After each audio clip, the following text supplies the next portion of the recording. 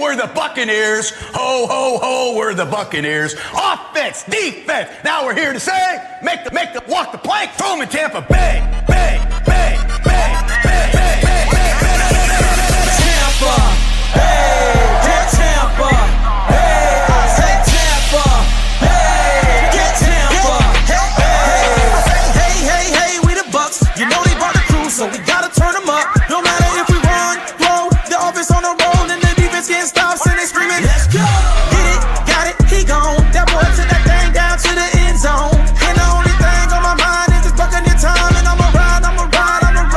Let's go Tampa, hey, get Tampa, hey, I say Tampa, hey, get Tampa, hey. Not fire the cannons, I wanna hear them go. The other team better hurry up and lead up. Fly right past them, let them running like. Put a big hit on them, make the crowd go. Now raise the flags, cause I wanna see them.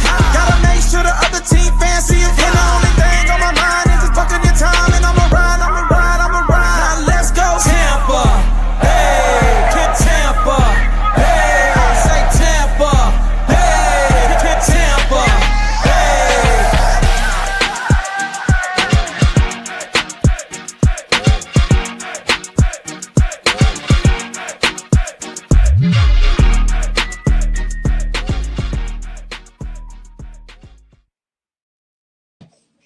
What is happening, Tampa Bay Buccaneer fans, Buck Nation? What the hell happened? This was you know what? I'm not even that mad, Daniel. I'm not even that mad because you know what? Something that I continuously preached. Oh.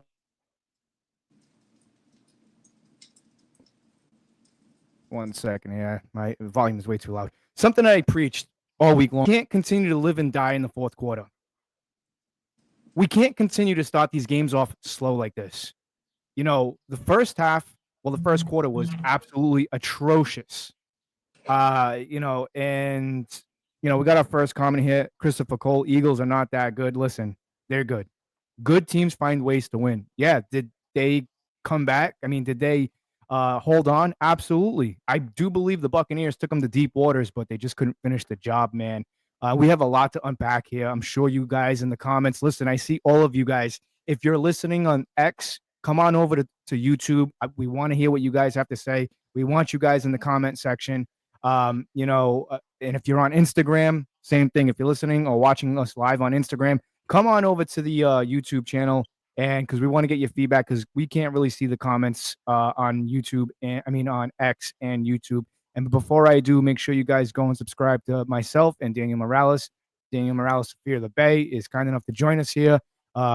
He's working double time right now. Man, what a game! Let's unpack this game. Let's get right into it. This was a heartbreaker. I'm not gonna lie. This one really sucked. The Buccaneers started off the game. Let's get right into like the first quarter here. The Buccaneers started the game and they elected to receive the ball. I didn't like that idea. I think it's because they knew it was hot and maybe they just wanted to get off to a fast start, get on the board.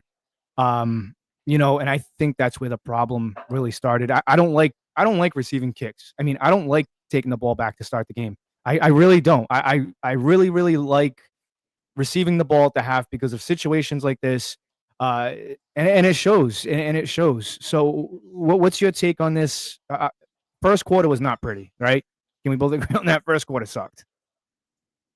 Yeah, whenever I play Madden, I like to get the ball first, because I want to go down the field and score first and set the momentum, set everything up. But they decided to get the ball first, and the Eagles get it back at halftime. But that first drive had ended with the punt being blocked. That changed everything right there. The Riley Dixon, we need special teams with the Philadelphia Eagles. They excelled special teams last week. They had 2 blocked kicks against the LA Rams right away to start off the game. That blocked the blocked punt, and they go return it. They start off 7-0 right there. I think that just changed the energy in the stadium. It changed the energy for the players, the mood, everything. That was a horrible tone setter, by the Philadelphia Eagles special teams unit. And I think after that, the Buccaneers are just fighting to stay in the game. Of course, they went down pretty big at some point, but they continue fighting, and we're going to talk about that fighting earlier. But early on, that block punt that set the mood for the rest of the game. I felt like.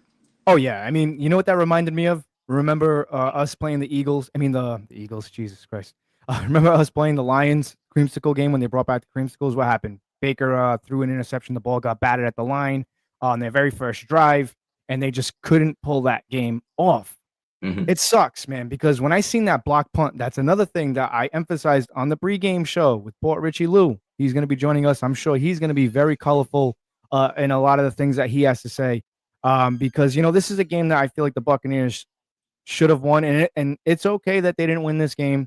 I understand that it hurts right now, and I get it, but I mean, we're going to see this team again, and you can't take nothing away from the Eagles. You can't take nothing away from the Buccaneers. But again, I emphasize this shit, and excuse me for cussing, but I emphasize this. You have to get better on special teams. You have to clean that up.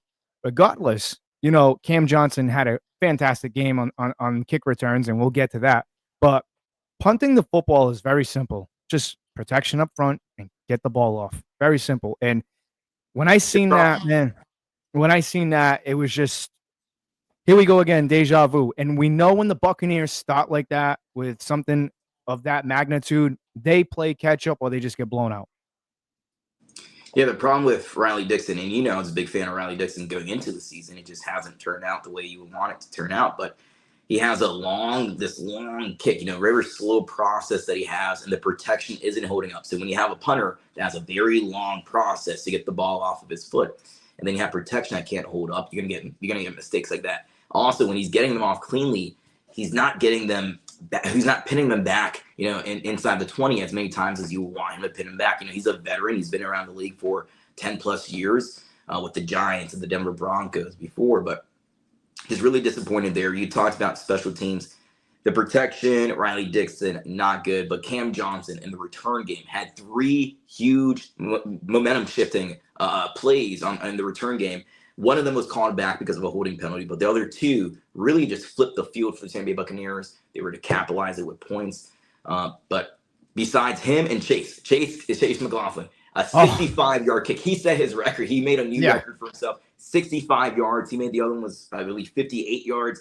Really good day to have him. Really good day to have Cam Johnson. But the protection unit for the Buccaneers, the punter, Riley Dixon, you can lose games like that. And we saw that today, I think, early on. Again, it set the tone for the rest of the game that they were going to be behind. And you can't play catch up when you're playing the reigning Super Bowl defending champions. It's really hard for you to catch up against a team like that doesn't stop fighting. And man, it just, special teams needs to improve moving forward. And if it doesn't, you're going to see more losses because of special teams. Right. Getting those punts blocked or field goals blocked, whatever it may be. But special teams needs to step up this going into Seattle. That's right. As we continue to dissect this game, guys, I can't emphasize this enough. I see you guys, like I said, feel free to join the conversation. I mean, we get you frustrated, we get you angry. Feel free to join the conversation. And also make sure you guys like and subscribe to Daniel Morales. He is from Fear of the Bay, does a lot of good stuff. Also on X and Instagram. But make sure you go and subscribe to his YouTube channel. And he does the play-by-play with Matt Matera every Sunday for Pewter Report. I am Louis of the Frozen Pirate Podcast. I see there's a lot of new people here. Make sure you guys go and like and subscribe to the Frozen Pirate Podcast as well. We do post and pregame shows, unfiltered.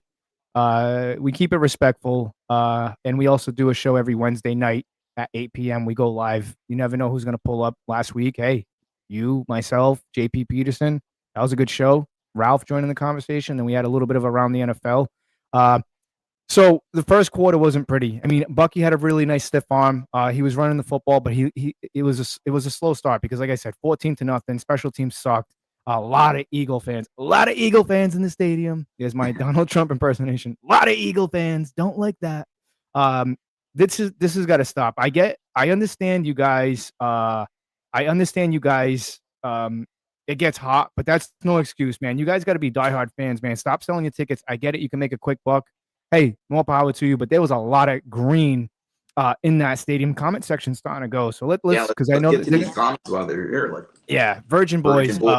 What's up, man? Also, there's DBs that were holding the whole game and they didn't start calling it until the end. We'll get to that because that was a huge issue. Emeka Ibuka, who had a fantastic game. He was getting held a lot. So was Chris Godwin. I thought they got away with a couple there. Love Jesus. Hey, glory to God, man. Eagle fans coming in peace. The blocked punt and fourth quarter interception was the difference. Often that's all it comes down to is one or two plays. You guys gave us a hell of a game. Good game. Hey, you know what?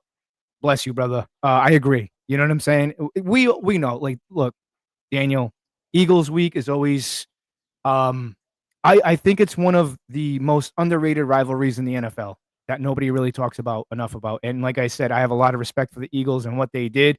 They had a fantastic game against us. We've been having really good games against them. We'll see you guys again in the playoffs. I will say that. And it's going to be an interesting game.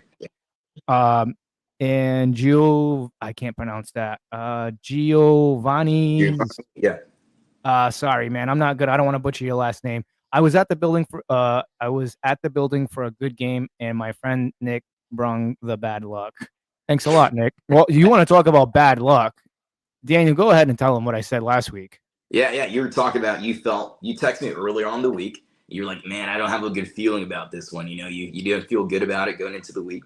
And then you were telling me that you felt like this was going to be the game where Baker Mayfield had his first interception. He came in, 5 touchdowns, 0 interceptions. Again, week 1 in Atlanta, he had some turnover-worthy throws. Luckily, it didn't go that way.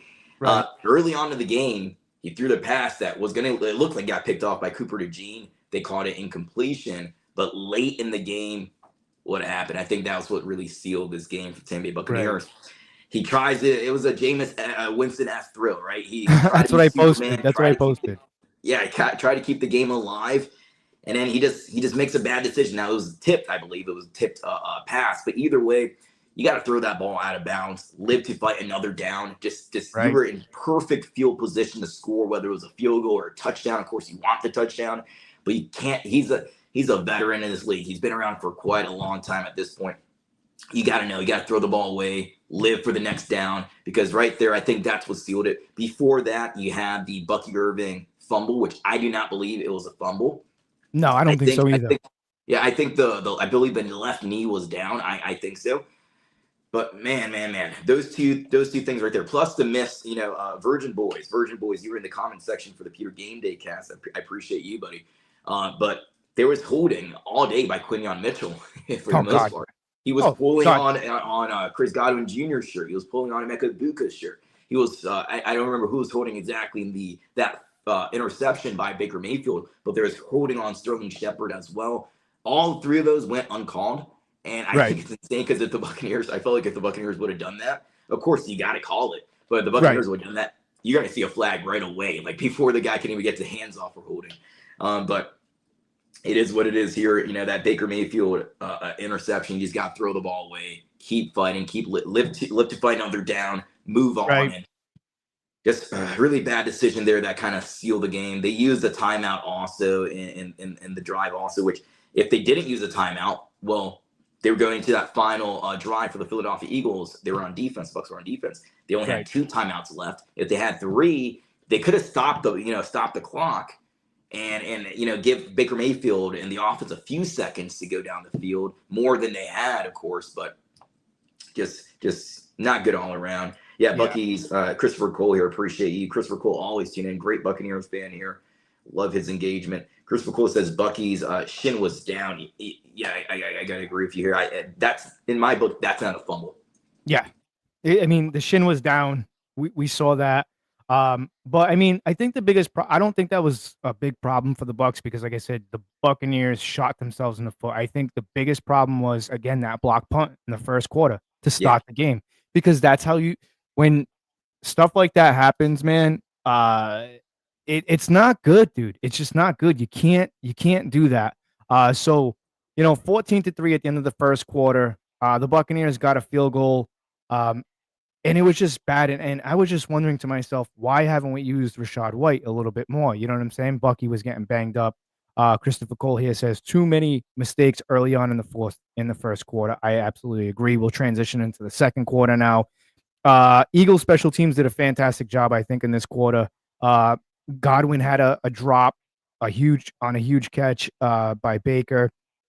That drop real quick was Quinion Mitchell playing tremendous defense as well. Yeah. He did a little bit of a veteran move. If you watch the replay, Chris Godwin's going up for it and kind of pulls his hand down. Yep. Makes it very difficult for Chris Godwin to even come down with that ball. That was a very good veteran move. But again, Quinion Mitchell, we were talking about him on Wednesday. His thing isn't that he's going to get interceptions. He's going to get these pass breakups. He's going to play really tight coverage. And I think him, Cooper DeJean had really good games in that backfield, that defensive backfield for the Philadelphia Eagles. But that's what caused the drop. His really tight coverage and the veteran move there by putting his arm down. Yeah, good game from him. Yeah, and before I bring in our next guest, I'm going to warn everybody, earmuffs kids, because he's not happy. All right? And I don't blame him. He's not happy. I mean, I'm not happy. Daniel's not happy. I mean, like I said, a lot of colorful language because, like I said, we're diehard fans, man. You know what I'm saying? This is we shot ourselves in the foot, man. Like I said, this second quarter wasn't any better, because, like I said, the Eagles special teams was playing really good. Emeka Ibuka had a very nice sideline catch. I'm looking at my notes here. Godwin had a huge drop.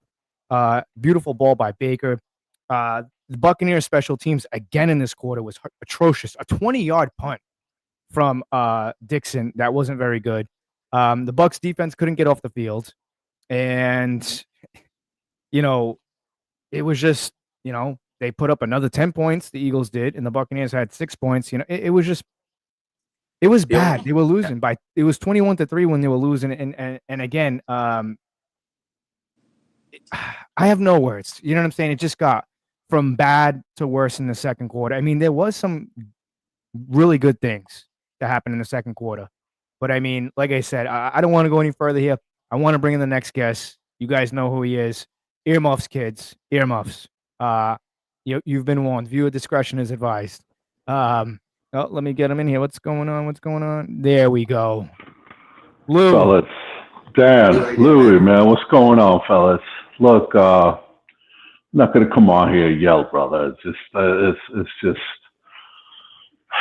I'm just, they took the wind out of me, brother. I got every Eagle fan finding my Twitter page, man. Giving me crap, and rightfully so. I'll give them that, brother.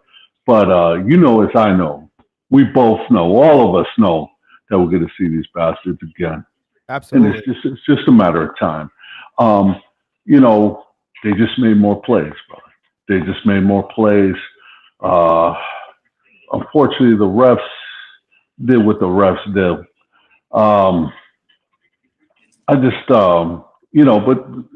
there's some positives, man. We did, the second half, the boys put, they put some stuff together to come back. We were down 8 points, man. I thought for sure we'd come down and tie up the game, and hopefully it didn't go into overtime. We'd get the ball back and leave it up to Chase, man. Well, Chase had a huge kick to end that second quarter. Oh, Chase bro, 65 and what, a 55 or a 58 or something like that? Yep. I tweeted out, I said, and somebody disagreed with me, and I always go back to the cliche Falcons and Patriots Super Bowl. Somebody put like one of those memes up. I think the Suns were down like 42 points, and it said Chris Paul just hit a huge 3-pointer, and they were down 42 points. And I responded back. I said, listen, 28-3, Patriots and Falcons. Remember that score. Anything's possible in the NFL. And a lot of people thought, especially Eagle fans out there, and I'm not hating, a lot of you Eagle fans out there thought the game was over at the half. But when Chase hit that 65-yard field goal, I said, momentum is real, and that can change the football game. And it did. I don't care what anybody said. That changed the football game right here. They still had life. And they played lights out in the second half, man. I mean, the stats don't lie. Look, I'm going to look at the stats right here, guys. The stats don't lie. In the second half, Jalen Hurts did not play very well. The Buccaneers came alive. They put up 14 points in the third quarter, and then they got a field goal. Like, again, to what you said, Daniel, what killed them was that it was like the ghost of Jameis Winston throwing that interception in the end zone. You should have just lived to fight another down, trying to force a play that isn't there, man. Real quickly, I am looking at this Niners and Jaguars game, and Travis Hunter just made one hell of a catch. Sorry, but I like to scout out the competition coming up anyways, and the Niners, they're not looking too good right now. But yeah, it was just I've never seen anything like this. How's everybody's blood pressure right now? Because my blood pressure is through the roof. This team is going to give me a heart attack, man. We got a couple of comments here from Christopher Cole says too many mistakes early on. Yep. Bucks raising bolts. We blew it. I don't think we blew it. All right. Bucks should win. Look, this is September. September's over. All right. So everybody, I think you guys can agree here. September's over. October's going to start. September is everybody's just getting they're shaking off the rust. You're starting to find identities. You don't really find an identity of a team until, like I said, late September, early October, really in November. But from what I've seen from this Buccaneers team, it's good and bad, but they got to stop relying on the fourth quarter, man. They have to start getting going early on in the games. They can't do this because when you're playing from behind, you put yourself in situations where now you're the no risk it, no biscuit, because Baker really started slinging it down the field, man, after they went down. And what happens is when you start doing that, guys start getting hurt. We have a little bit of an injury report. I don't know if you guys know Hassan Reddick. I think he had a concussion. And Jamel Dean with a groin. This is what I'm talking about. When you also with a pectoral injury as well. So so I mean, it's just like we got to stop playing from behind. This has got to stop. We need to start having fast starts. I mean, I'm looking at the statistics here. The Buccaneers on fourth down, 1 for 3. This is what killed the Buccaneers. 3 for 13 on third downs. That's terrible. That's hideous. You got to correct that stat. You got to correct special teams. They ran a total of 68 plays. They allowed 2 sacks. One thing I kind of want to touch on here. I have a lot of respect for Baker Mayfield, man. He is not afraid. You want to talk about a guy with balls, all right? Him and Jalen Carter going at it, yapping away. And I don't know if you guys caught this during the audio there. Somebody brought it up to my attention. If you go back and rewatch the game, Baker Mayfield yells out at the line, "Bro, I'm not Dak Prescott. I'm not Dak," to Jalen Carter. I wonder what that was all about. But again, no fear on Baker. They were messing with him pretty good. And like I said, I'm not worried about the Eagles. It's kind of like that John Gruden moment, Lou, that we talked about when we first went into Philly with Gruden. We lost, but Gruden was confident that the next time we see him, we got their number. I think that's the same here. But I think the Bucs need to do a better job on defense as well.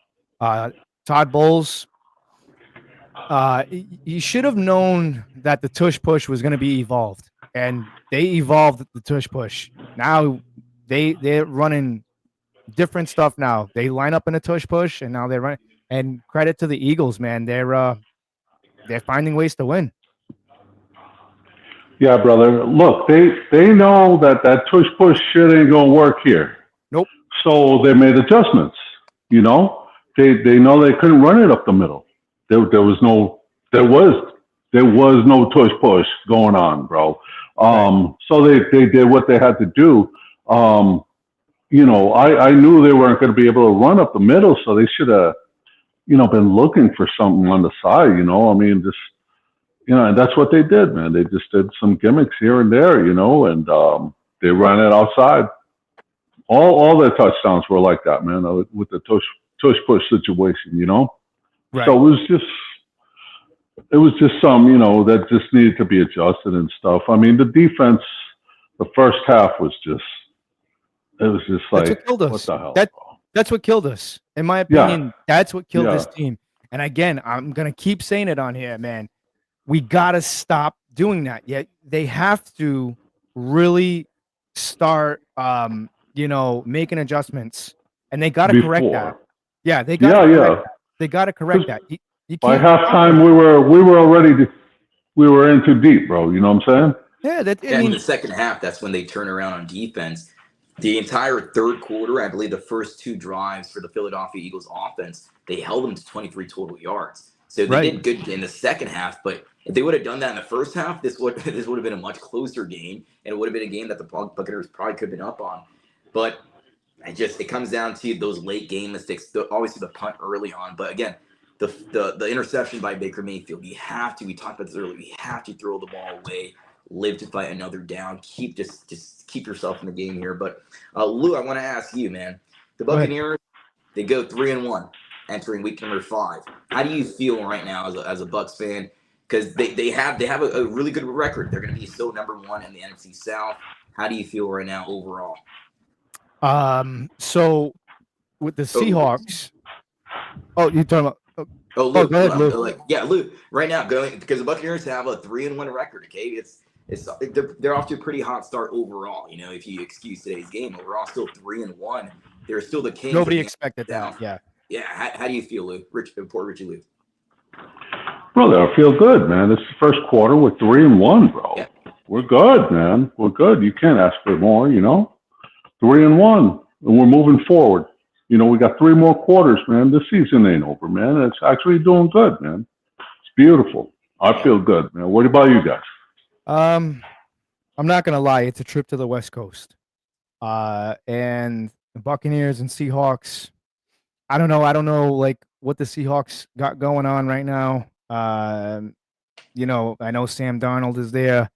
I know let's see. Let me take a look at their schedule. And guys, right now, if you're on X listening to us, come on over to YouTube because we can't see your comments on X. Come on over to YouTube. It's the Frozen Pirate Podcast. We want to hear what you guys have to say in the comment section. Make sure you guys are like and subscribe to the YouTube channel.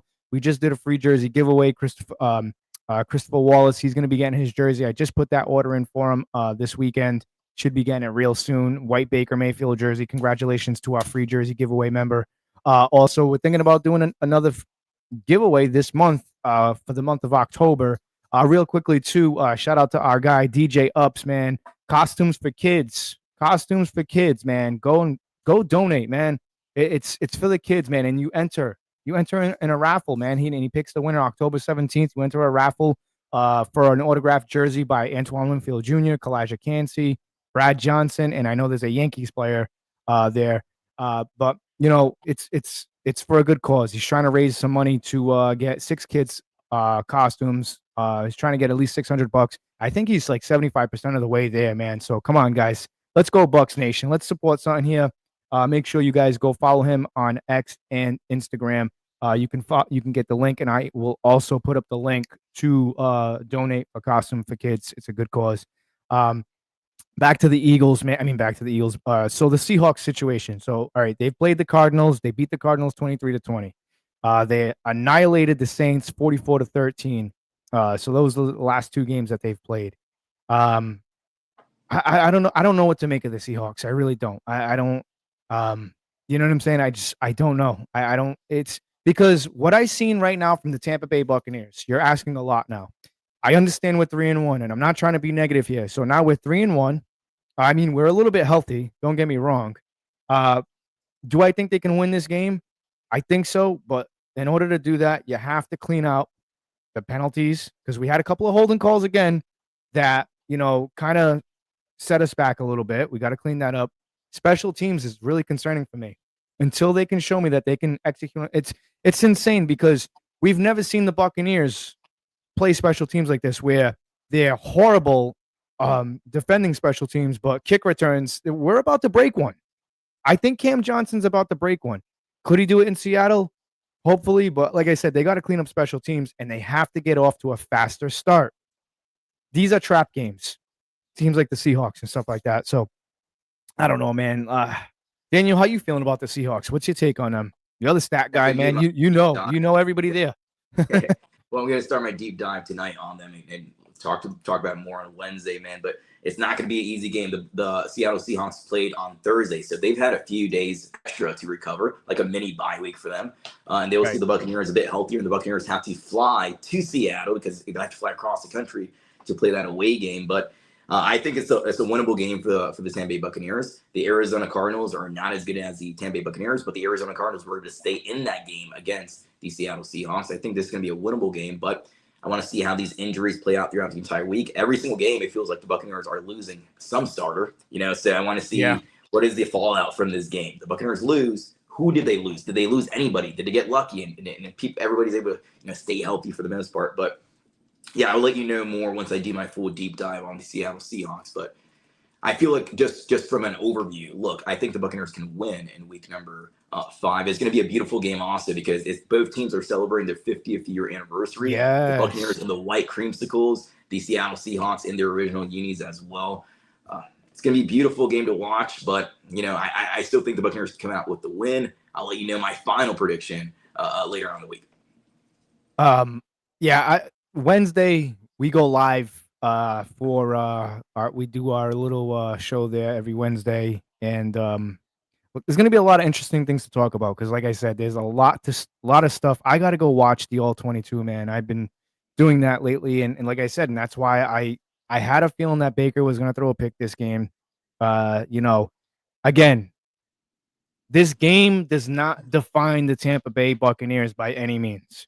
There's some things that we got to clean up. I will tell you what, on a bright spot, Chris Godwin, he looked a little rusty, but as the game got on, I think he's going to really stop coming back to his old form.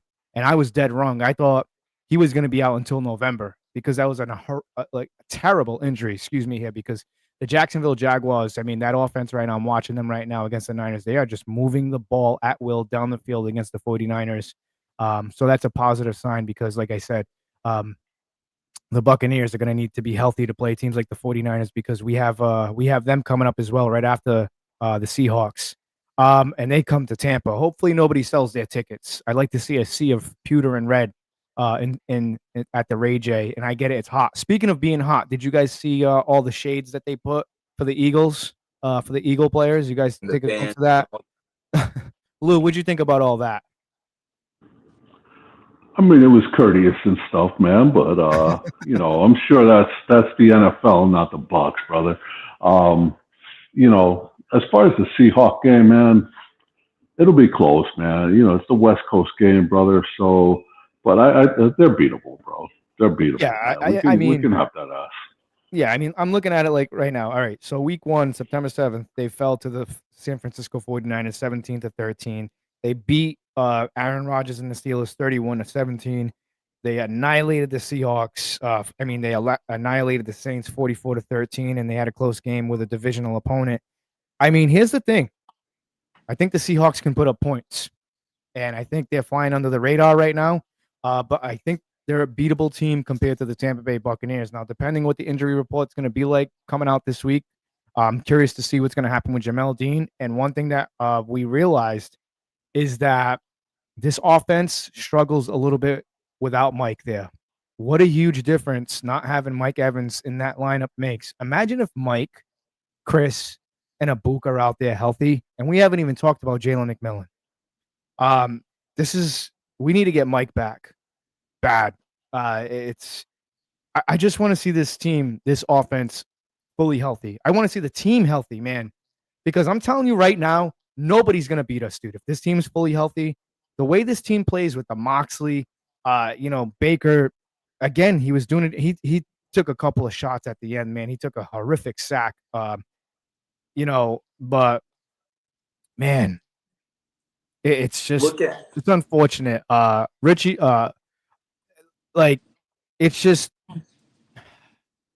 we just got to get healthy. I can't stand watching this team like this anymore. We need to get our key guys back. Lou, I know you got to get off here. I want to appreciate you for your time. It's your time right here. Final thoughts, man. Go ahead. Feel free to go off, man. It's you got this. I know you don't, but I mean, I get it. It's one of those games, man. It took a lot. I'm not going to lie. I'm not mad. It's kind of like, what this game reminded me of?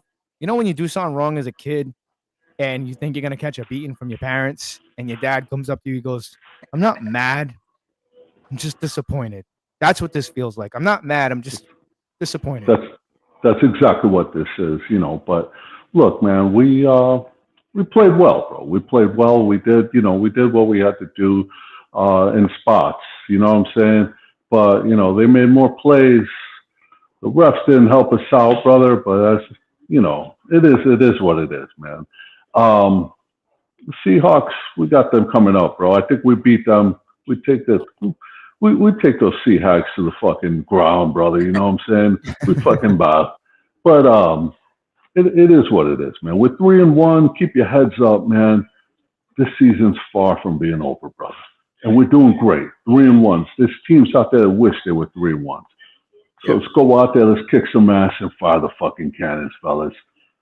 Dan, Louis, you guys are the fucking man. Take it easy, brother. Thank you, man. You're the man. No problem. Thank you, brother. Thank you. Again, I love having him on, man. He's not lying. And a lot of things he's saying, he's not lying. Let's get to these comments here. I mean, and I don't want to neglect it. We have a lot of the Eagles fan back in here from the pregame show. Oh, we do. All right. You know, I just want to say before I get to the comments, I just want to say thank you to you guys. We've got a lot of you guys in here watching the show. Appreciate you guys. So I figured this would be a cheap plug for myself and Daniel. Make sure you guys go follow Fear of the Bay for Daniel Morales. A lot of good content he puts out, man. Also the play-by-play guy for Pewter Report every Sunday, as well as the Frozen Pirate Podcast. Guys, make sure you are subscribed to the Frozen Pirate Podcast. Like I said, post-game, pre-games. You never know who pops in live every Wednesday night, 8 p.m. We have a lot of good guests that filter in and out. We do State of the South, where we have, Saints, Panthers, and Falcon fans filtering through. And we got something else brewing up. We're looking to do a Saturday kickoff show. I'm going to be hosting that. I'm not going to reveal that right now. But in the meantime, I just want to say, make sure you guys subscribe to us. Also, I'm going to Instagram here. I want to see the comments. Again, if you're watching on Instagram, please come on over to YouTube because I don't like going back and forth here. C-Bomb813 comes down to O-line. Can have all the receivers you want. Also, he says, let's go F the Seahawks. Eagles got away with a lot of PIs that could have also been called. That's the game. Yeah, man. If you're watching on Instagram, C-Bomb813, come on over to YouTube, the Frozen Pirate Podcast, so I can see your comments there. Also, if you guys are listening to us on X, I can understand why, maybe you're driving home from the game. Let me know what the atmosphere is like. Let me know how you guys are feeling. Like I said, come on over to YouTube so we can, because on X, we can't see your comments. So if you guys are commenting there, we can't see them. Come on over to YouTube, and it helps the channel out greatly. And like I said, we want to read your comments and see what you guys have to say. So let's get to the comments here because there is a few of them. And I know I'm going to eat some shit right now from Can't Even Call It, man. I got nothing but love for him, though, because he's an Eagles fan. He's a subscriber to the podcast. I appreciate that, man. That's awesome. All right, let's see. Bucks, Rays, and Bolts. Special teams coaching fired. I don't know. I don't want. It's early September. I'll tell you one thing, Daniel.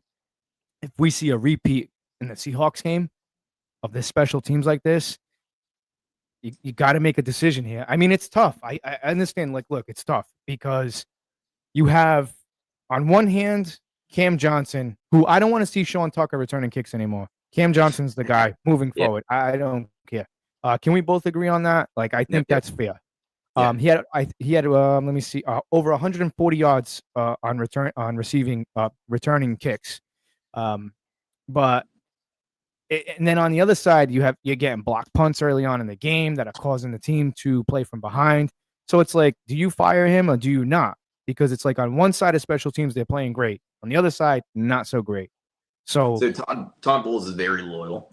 Thomas McGahee, he's a special teams coach. And the Buccaneers never do these in-season firings. So if there's going to be any change, most likely it will be after the season concludes, after the season ends. I don't see them making a change here. You have a few of your offensive linemen out, and that affects the protection for Chase McLaughlin, the kicker, and, of course, Riley Dixon, the punter. So you can't have those guys out there. So you have backup offensive linemen also protecting these blocks for the most part as well.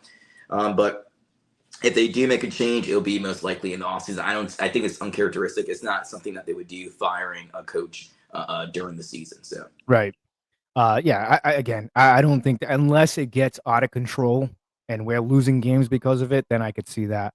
Let's go to, here we go. Can't Even Call It. Told you, take the over on Baker's interceptions. Well, look, I called it. He was going to get an interception. I said he was going to get a pick today. I called it. I said one of the streaks are going to be broken. I've been saying it. I said it on Wednesday. I texted Daniel. Daniel can show you guys the text. I wasn't feeling too good about this game. I kind of had a feeling that Baker was going to get a pick because I knew he was going to have to start slinging the football. Christopher Cole, Bowles is going to have a field day blitzing the A-gap against Seattle. We'll see. because we're supposed to see this, we're supposed to see that. They're supposed to execute this, supposed to execute that, and sometimes you just don't.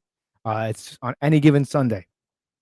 Can't even call it. Can't blame injuries. You said that to me about AJ. Come on now.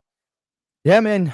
I'm not blaming anything on injuries, but I'll tell you one thing: when Hassan Reddick goes down, um, you know, that's tough. But they still played well in the third and fourth quarter. They just couldn't.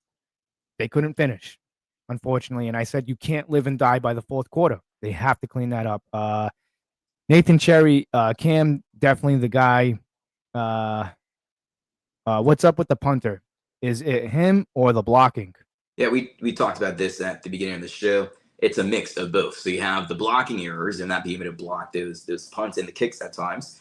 And also Riley Dixon has a very long windup. Like it's his process to get the ball and then kick it off his foot is pretty long. And when you have bad protection, plus your punter takes a long time to get the ball off, you're going to get blocks like you saw here today. And also like you saw in week number 2 against the Houston Texans. Yeah. Also, Nathan Cherry says bad interception. Absolutely. Yeah, that's decision making. Yeah. That again, I tweeted out. Was that Jameis Winston? Because again, it was just a bad interception. Look, I don't want all the flashbacks from Jameis Winston there because that was a Jameis Winston type play right that was a dumb play, but I understand what he's trying to do, man. You have the momentum. You're just trying to cook, man. I get it. You're just trying to make something happen. Although let's get back to the third quarter, wrap up the third quarter. We'll briefly discuss the fourth quarter because, like I said, it's been a long day. You're working double time right now. So in the third quarter, Hurts, he was pretty good against the blitz. But I believe he was 0 for 6. And they had a drive that Tyke tipped the ball and the Bucs got the ball back. And then right after that in the third quarter, a huge 77-yard touchdown to Emeka Egbuka. That was incredible, man. The way Baker just dropped that in there. You know what I'm saying? And Emeka just knew, he kind of slowed down a little bit instead of it was like poetry in motion, man. What he did there. And then the Buccaneers came out. They started looking more dominant. Vita Vea 2 sacks in that game. There was one play though, Jalen Hurts, and I tweeted this out too. Buddy, you're in the NFC. Don't try to flop. Tyke Smith hit you with a clean shot. You try to flop, pretend like you were hurt. You were trying to throw the 15-yard penalty. Brother, you're in the NFC. They don't call that in the NFC. Maybe in the AFC, but they won't call that in the NFC. That was a clean hit by Tyke Smith. Shoulder. Yeah, they picked it up. But and then, the Buccaneers had really good momentum, Daniel. And then, boom, Bucky in the fumble. Supposedly, I don't think it was a fumble. Like you said, I said the shin was down. And then right after that, we got the news, Jamel Dean, groin injury. And then Hassan Reddick was out for the rest of the game. Benjamin Morrison also, I think he got banged up for the game. I got to check in a moment here, but he might be down. Let's hope not, but he might be down Dean and Morrison. And Morrison, at times, he was going up against A.J. Brown, and he did pretty good. So the Philadelphia Eagles, last time these two teams faced each other, there was no Devontae Smith, no A.J. Brown. They were both out there today, but the Bucs DBs did a really good job of making sure they minimize their impact. Let me go over here to the stats. Devontae Smith had 2 receptions, 29 yards. A.J. Brown, who at times was going up against Benjamin Morrison, had 2 receptions on 7 yards, and he had 9 targets. So the Buccaneers out of 9 targets only allowed 2 receptions, 2 completions to him. So they were there, but the Buccaneers DBs, this group again, from Zion McCollum, Tyke Smith, who looked really good out there again today. You had Antoine Winfield out there making plays, Benjamin Morrison, Jamel Dean, all those DBs, that's become a strength of this team. They were trying to blitz at times, and none of the blitzes really worked for the most part, especially early on in the first half of the game. But those DBs, they stood up and they defended themselves. They protected the best they could. A.J. Brown, Devontae Smith, 2 really good wide receivers. Yeah. I think the Buccaneers defensive backs did a fantastic job today. They did, considering last year was atrocious. It was terrible. Couldn't stop a nosebleed. I tweeted out as well, and like I said, I that's something that you guys are gonna start seeing me doing, man. I really like X right now. I really like X. It's fun. Some of the things that you see on X is a little outrageous, but I will say this, man. as far as Benjamin Morrison, I thought I was watching Donnie Abraham. You may be a little too young to remember Donnie Abraham, but I mean, 21 was such an odd number. Nobody really wore it outside of Alteron Verna, and he wasn't very good. He was a little bit of a disappointment for the Tampa Bay Buccaneers. It was supposed to be a really huge signing at the time with that's Lovie 2014, Smith. Jason Witten's first year signing Yeah. with Tennessee Titans, just didn't work out. Did not work out. Oh my God, I'm watching Brock Purdy and the 49ers right now struggle. Brock Purdy just cannot get it going. His first game back, Mac Jones has his place for the past 2 weeks of the injury. Yeah, you can tell he looks a little rusty right now. Just not looking good. They got 2 turnovers right now and a punt. So it's not looking good for them. I think they did a fantastic job with shutting down Saquon Barkley. 19 rushes for 43 yards. He averaged 2.3 yards per carry. Did not look good.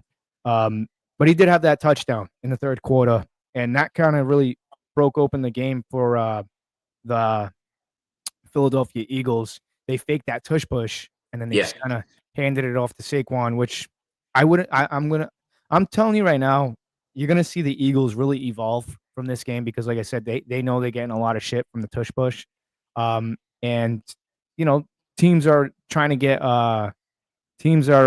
starting to get hip to it, and they're evolving. So kudos to them.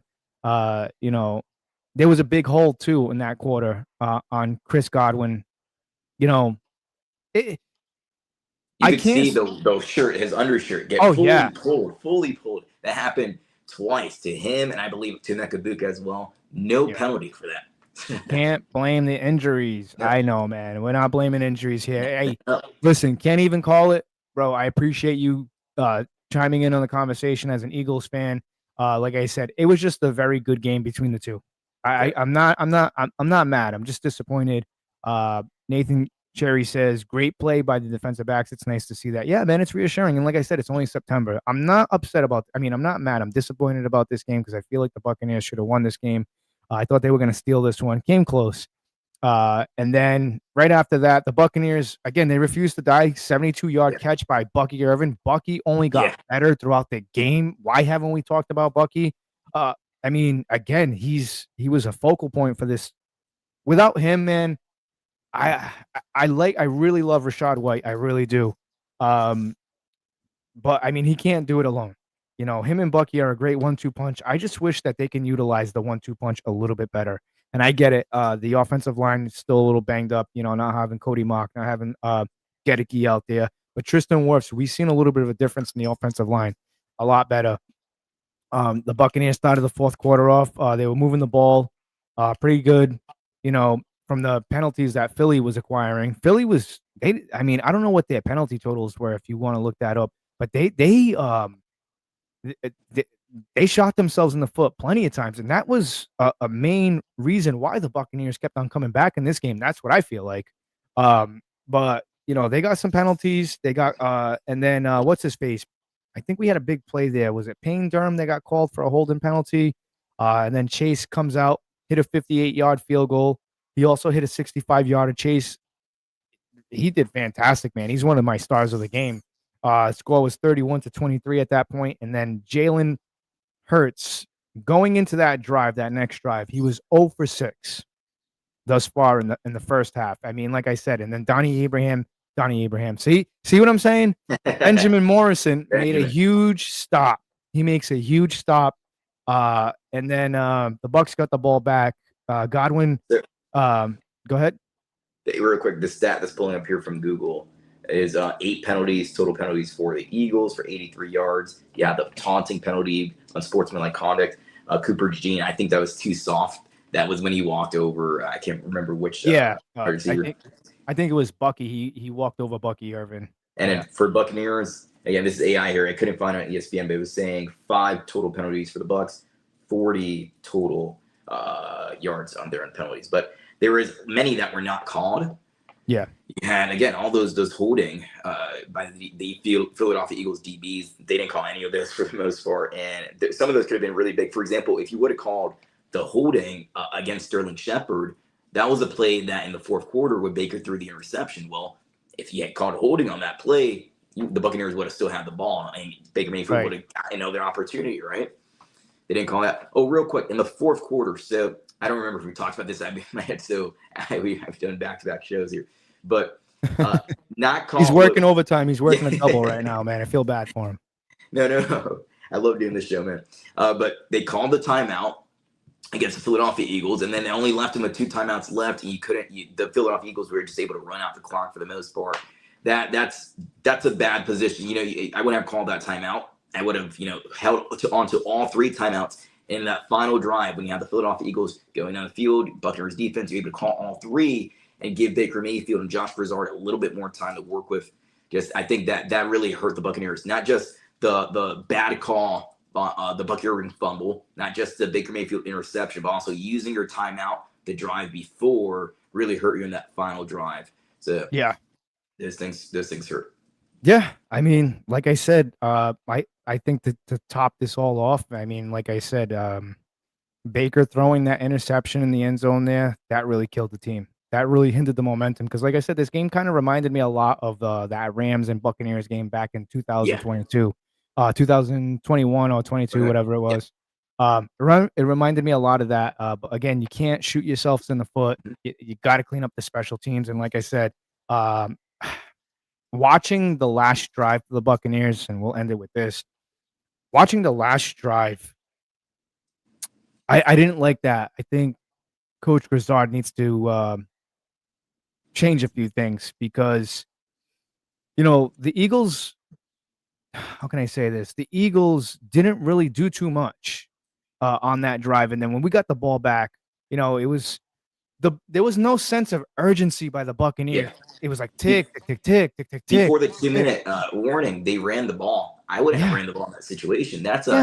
You got to go down the field, man. You got to push the ball down the field. They ran the ball in that one. I didn't agree with that one. I think overall, Josh Broussard called a good game. I know not a lot of fans were complaining about him in the Peter Game Day cast, but he was down. Nobody's ever happy. This was the first time that Josh Broussard was calling plays far behind. Like, for the most part, these games have been close. The Buccaneers had a lead for most of the game against the New York Jets, but he was far behind, and he didn't panic. He didn't start only going one-dimensional and only passing the ball. Yeah. He caught a good play. He had some creative. He had the end around to Sterling Shepard. He got Tez the ball in some creative ways as well. I think he did good. I think a lot of Bucs fans are just angry right now, and that's okay to be angry. But I don't think Josh Broussard is to blame. Like you said, also a lot of the wide receivers created no separation. That's something that when Mike Evans is in the game, he dictates coverage, and you're able to double team him, and Emeka Buka gets one-on-ones and all these things. But when he's not there, they can really do on every play at whatever they want. They can focus on whoever they want for each play. If there's a third down and they're like, okay, we know Emeka Buka might get the ball here, they can focus on Emeka Buka. I don't think you have to really double team Chris Godwin Jr. for these first few weeks because he's just getting back into the groove of things. He hasn't played since all the way last year in week number 7. He's just returning. He's still not that he's out there, but I would guarantee he's not 100% right now. He's maybe 80%, maybe 90%. He's not 100%. But yeah, it's just this is one of the effects of not having Mike Evans out on the football field. That your other guys don't really get those nice one-on-one opportunities. They're not completely focused on getting him out of the game. They can focus on whoever they want on any single play. And Vic Fangio is a mastermind. He's one of the smartest guys, smartest defensive coordinators in this league. He's a big reason why they won the Super Bowl last year. If you don't have Mike Evans, things like this are going to happen. DBs can just play really tight coverage on you. I don't like how the Buccaneers DBs at times were playing really soft. They like being like 10 yards off the wide receiver. Yeah, doing that stupid cushion coverage shit again. Way too soft. You got to get close. You got to get physical, just like the Philadelphia Eagles DBs did. And their DBs aren't amazing also. Like Quinyon Mitchell is good, but he's not amazing. Cooper DeJean. He had a tough time. Yeah. He did good, brother. Like, they're not amazing, but they just play tight. They play very aggressive. Like in the backfield, Reed Blankenship and Makuba, they played good for the most part as well. Now, when Baker Mayfield rode out to the right and was able to hit Emeka Buka 72 yards downfield, that whole 72-yard reception there, those two, Blankenship and Makuba, were in coverage, and Baker Mayfield was put in the perfect position. Beautiful throw, beautiful catch there by Emeka Buka from the pass by Baker Mayfield. But just overall, man. Bucks lose, but again, like we talked about earlier, the season is over. This is a long think about if the Buccaneers face them in the playoffs and they're just gonna get healthier. You're gonna get Luke back pretty soon. Mike Evans, he's gonna be. They didn't put him on IR because they feel like he possibly could come back before missing those mandatory 4 games that he would have missed if he was on IR.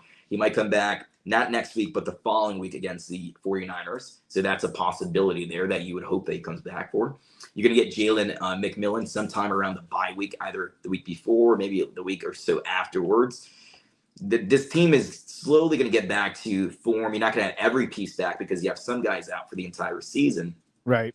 But they're going to get healthier as the season progresses, as long as the injury bug doesn't keep biting them, as hard as it's been. But yeah, that's the thing. It seems like they keep getting hit with the injury bug.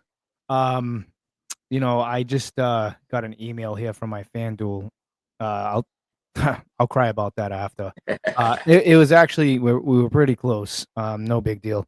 But I didn't like the play calling at the end of the game for the Buccaneers on that last drive. It was just tick, tick, tick, tick, tick, tick, tick, tick, tick, like clock was running. They tried a jet sweep to Emeka Egbuka. I didn't like that call.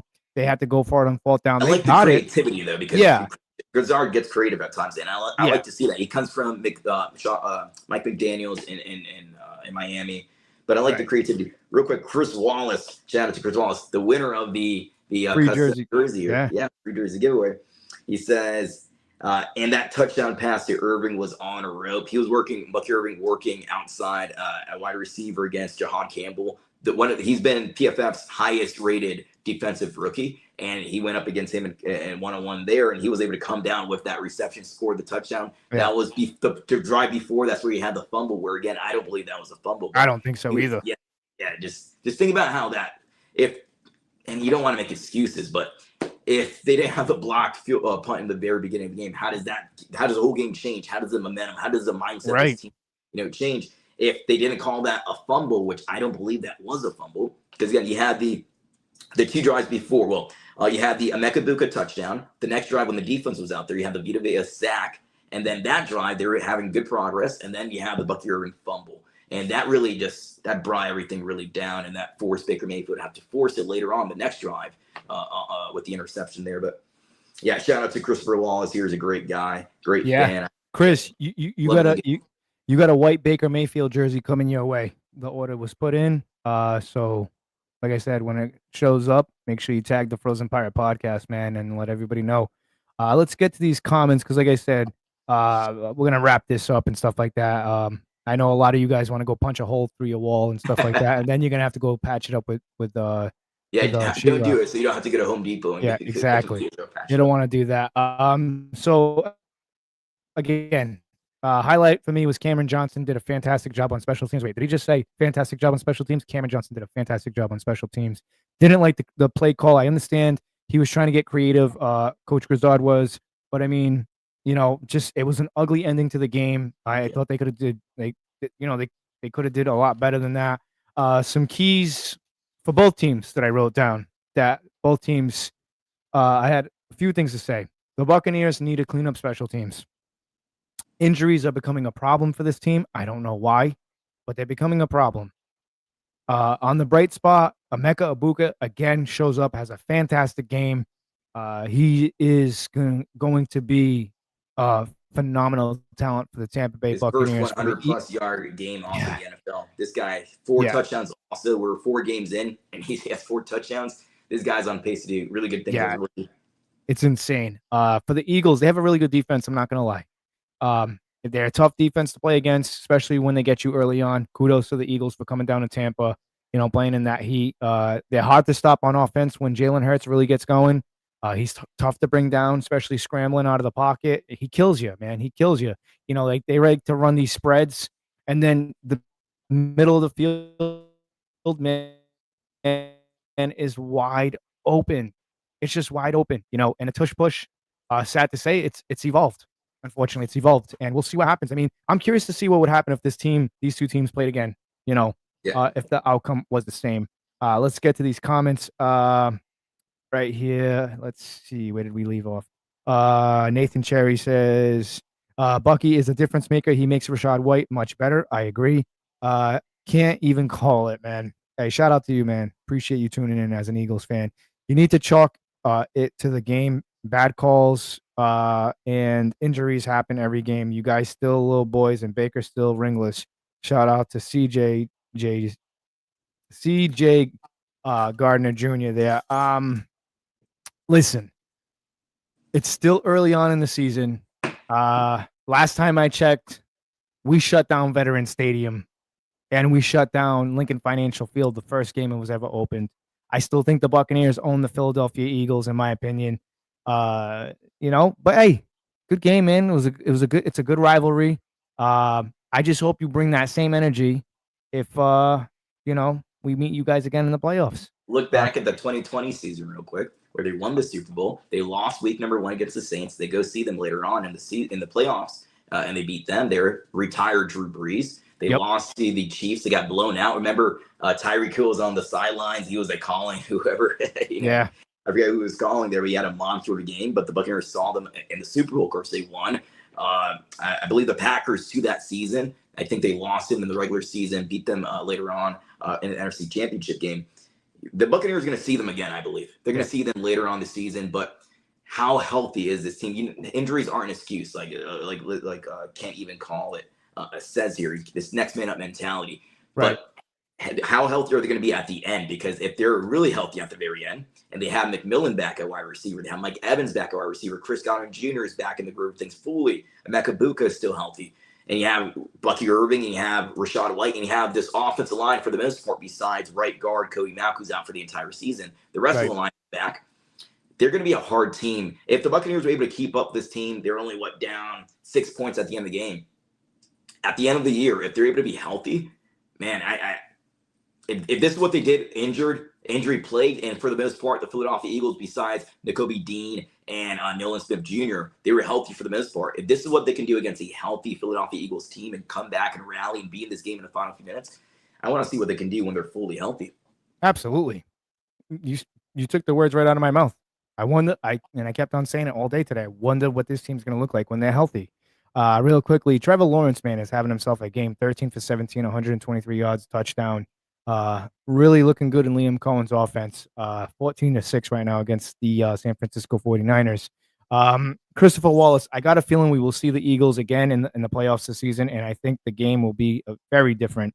Yeah, man, like I said, don't listen. Congratulations, you guys beat us. Nick, they're running 2-5 now, all time against Todd Bowles. Yeah, congratulations, you guys beat us. I mean, like I said, there was a time when you guys beat us too in the regular season. You wiped the floor with us on primetime, and then y'all came back to Tampa, and we blew the doors off you guys. So, I mean, like I said, you guys got the victory. That's good. Maybe we go back to Philly and we return the favor to you guys. Nathan Cherry says, was things the same versus the Rams? Yeah, absolutely. I mean, we outside of one blown coverage, yeah. Yep. With Antoine Winfield Jr., I think that's what he's referring to. Or he could be talking about last week's victory. I think he's talking about the rally back that the Buccaneers had a playoff game after the Super Bowl season, the next week of the playoffs, when they rallied back the Rams and they just lose in the final few seconds off the I was thinking the same. Give me Rams comeback feeling. Yeah, that's what this one reminded me of. Eagles would be home. We don't play well in the heat.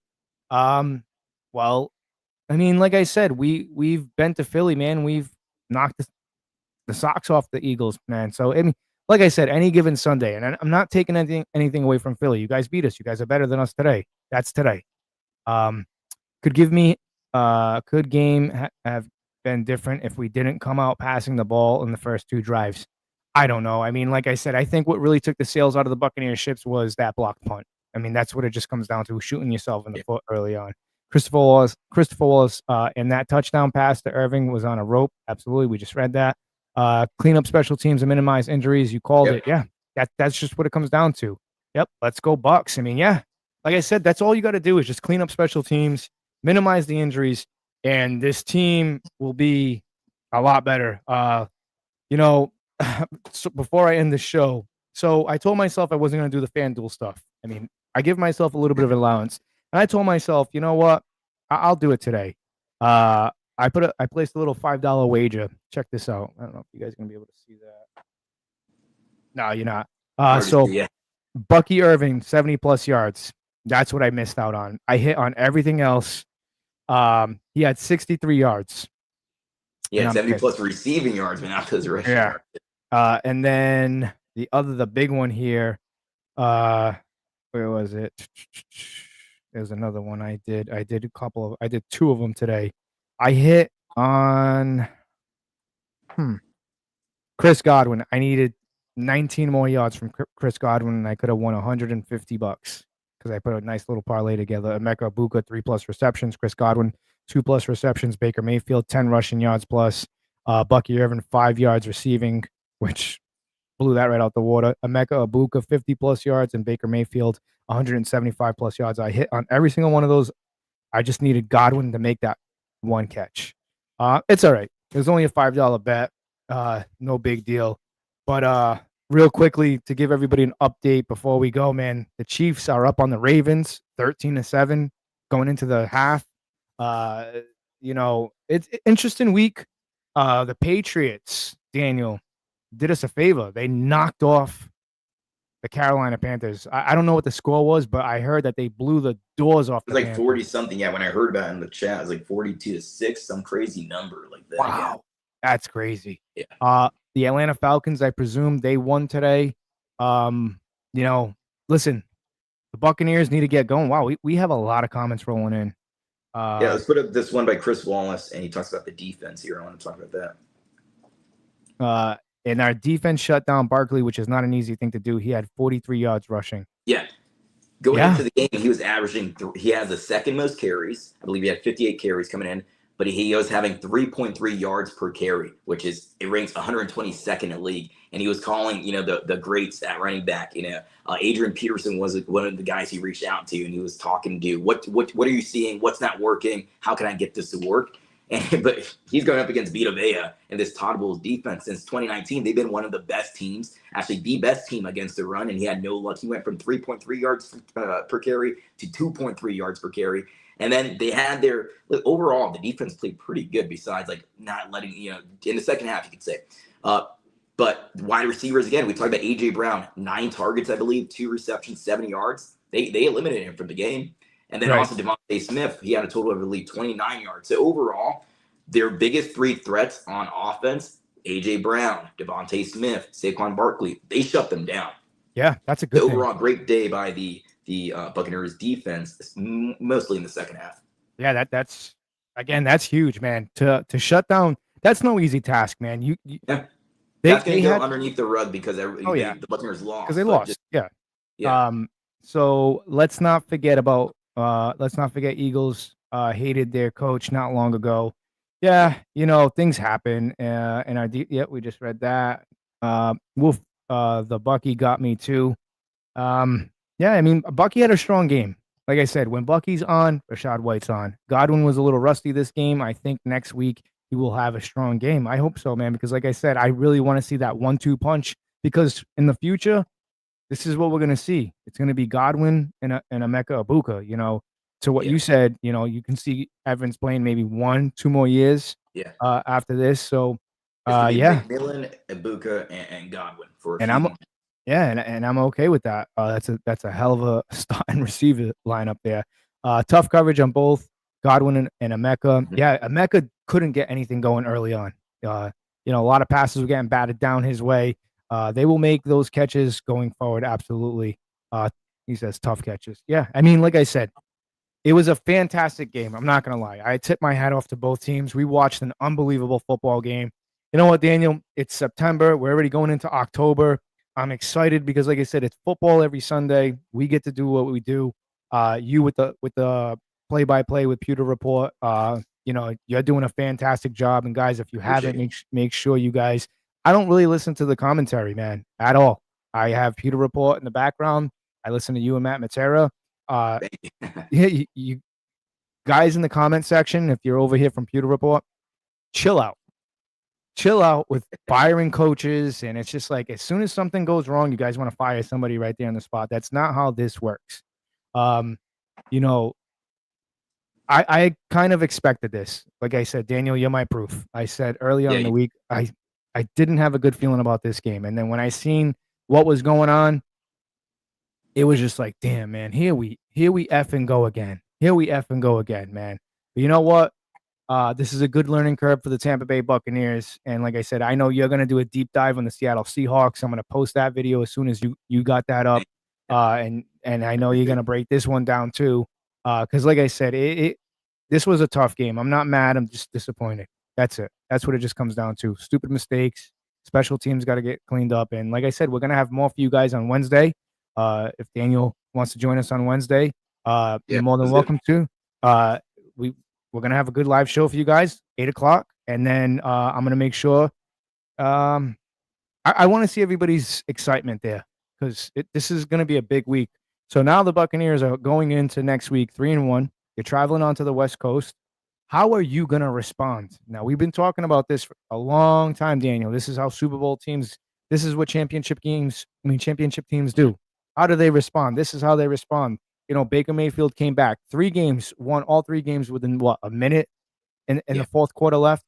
How are they going to respond to this loss against the Eagles? Is it going to make or break them? Because like I said, I hope it doesn't break them.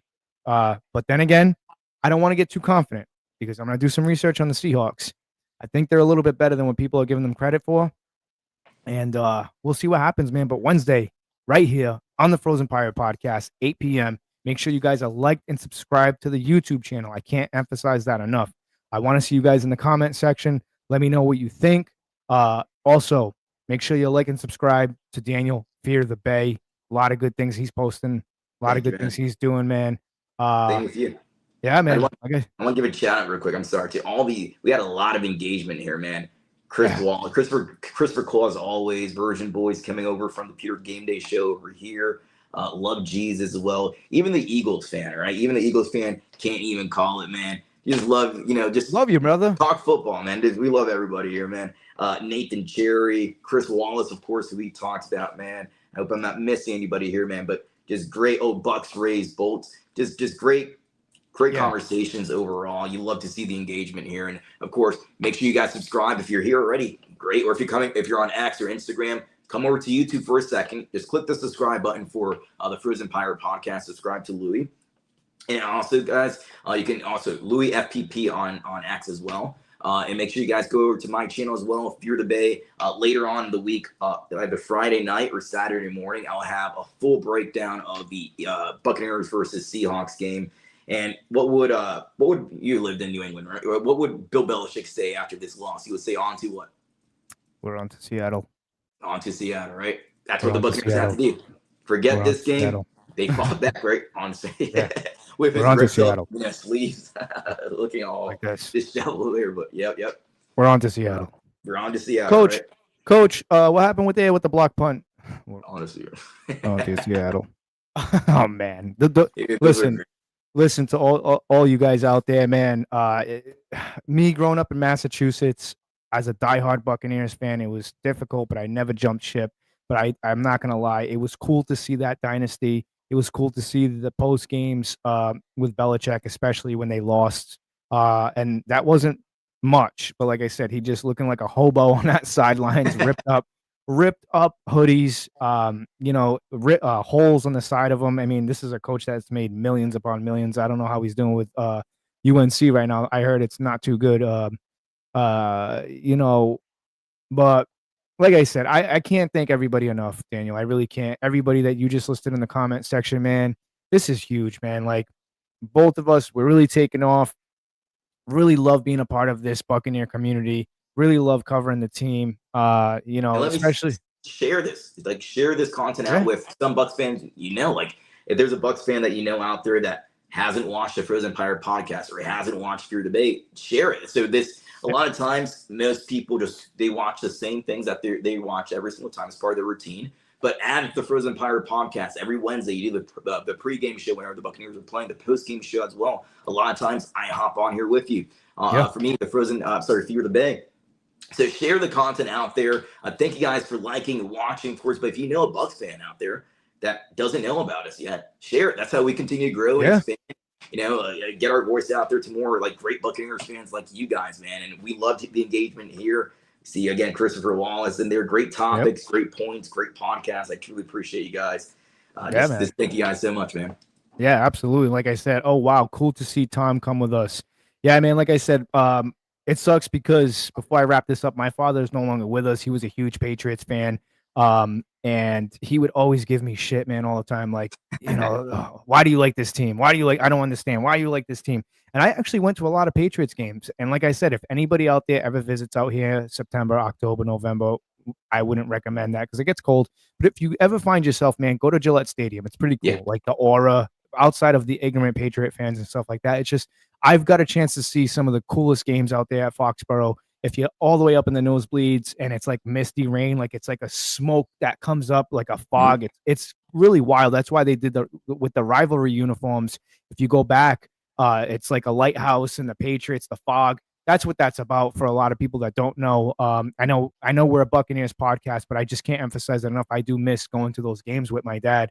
And I wish my dad was here to see, Brady when he became a Buccaneer, because I knew that would have been like the end of the world for him because he loved the Patriots. You know what I'm saying?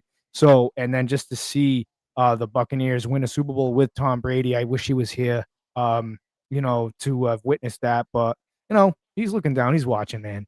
But yeah, man, I appreciate each one of you guys tuning into us and listening to what we had to say. Shout out to Port Richie Lou. He got us pumped up in the pregame, man. I apologize for the cussing, but it's Eagles week. It's necessary. I did put a disclaimer in the description. And guys, do me a huge favor.